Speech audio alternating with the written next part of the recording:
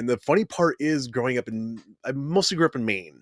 I couldn't watch a lot of WWF programming, weirdly enough, even though I was in New England, but we had TBS Superstation. So I actually ended up being a bigger WCW fan than I was a WWF fan for the longest time, which is really weird. I like Sting, I like Lex Luger, I like those guys.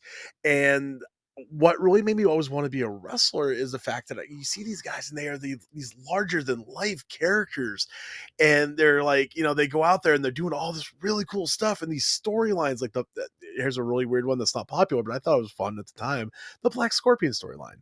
That was kind of cool.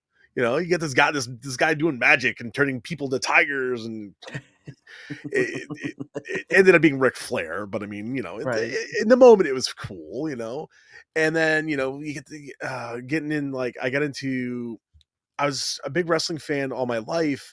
There was a time wrestling wasn't cool. It happened. And then just as I got my about junior, senior year of high school, senior year, actually, this little thing called Austin 316 happened. And wrestling became huge again. And I wanted to get into it.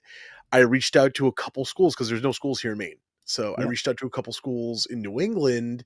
One of them being, if I'm going to do this impression, if anyone gets it, great. If you don't worry about it, the Walter Kill Kowalski School for Professional Wrestling.